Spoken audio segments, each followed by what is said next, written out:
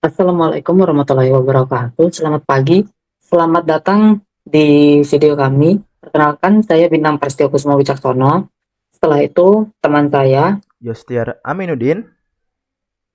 Hari ini kita akan membahas topik seru di sistem operasi, yaitu CPU scheduling. Kita bakal tuntas, kita bakal kupas tuntas tiga algoritma populer, FCFS, JFS, dan round robin yang nanti akan kita jelaskan. Untuk pertama, konsep CPU scheduling. Sebelum masuk ke algoritmanya, kita pahami dulu apa itu CPU scheduling. Jadi, ini adalah proses mengatur urutan eksekusi proses yang ada di sistem operasi supaya CPU dimanfaatkan dengan maksimal. Tujuannya apa? Supaya kinerja sistem lebih efisien, waktu tunggu proses lebih singkat, dan turnaround time jadi lebih optimal. Jadi intinya, CPU scheduling ini penting banget untuk semua proses jalan rapi dan adil.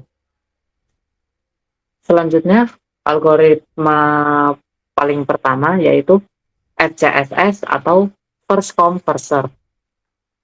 Prinsipnya simpel. Siapa yang datang duluan, dia yang dilayani lebih dulu, ibarat antri di kasir supermarket atau kalau mau digitalnya prinsip stack. Nah, di sini kita punya tiga contoh proses, P1, P2, dan P3. Masing-masing punya burst time dan arrival time. Setelah itu, kalau kita urutkan sesuai kedatangan, lalu gambar bukan chart, hasilnya seperti ini. Dari situ bisa kita hitung waiting time dan turnaround time setiap proses. Setelah dirata-rata, kita dapat angka yang cukup stabil, cocok untuk sistem dengan antrean sederhana. Selanjutnya ke algoritma kedua, yaitu shortest job first atau SJF. Sesuai namanya, algoritma ini mengeksekusi proses dengan burst time paling pendek dulu. Misalnya, kita pakai table proses yang sama, tapi kita urutkan dari waktu eksekusi paling kecil. Hasil perhitungan average wait time-nya dan turnaround time-nya biasanya lebih rendah dibandingkan FCSS. Tapi karena proses kecil, diselesaikan lebih cepat. Tapi perlu diingat, algoritma ini kurang cocok kalau misalnya ada proses baru yang datang tiba-tiba dan durasi pendek. Bisa jadi ada proses panjang yang terus ditunda. Selanjutnya bisa dilanjutkan oleh Yostiar. Oke. Selanjutnya ada di round robin untuk algoritma ketiga.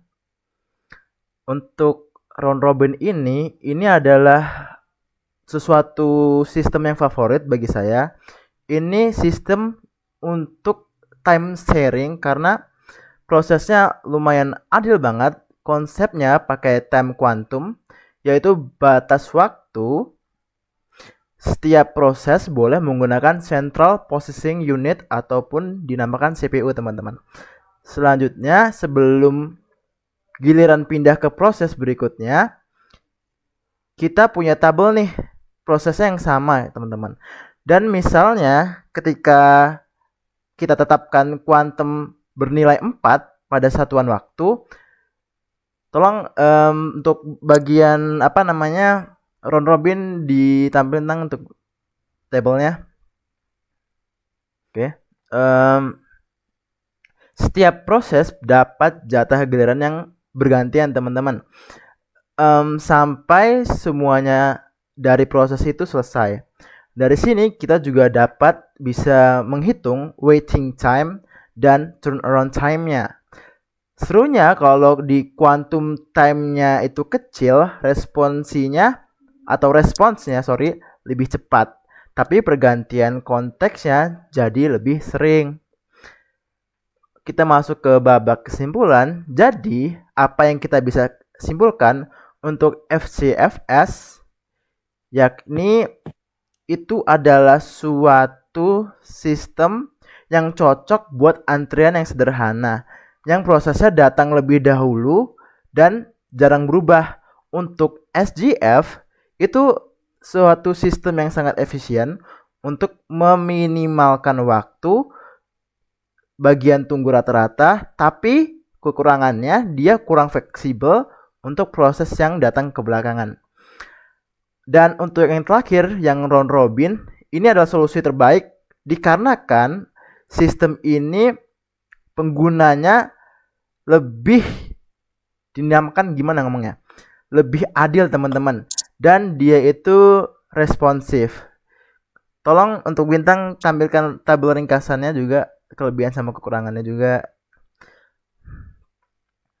Apakah sudah? Oke. Nah, Oke, itu tadi penjelasan kami tentang 3 algoritma Central Processing Unit Scheduling. Ada FCFS, ada SJF, dan round robin.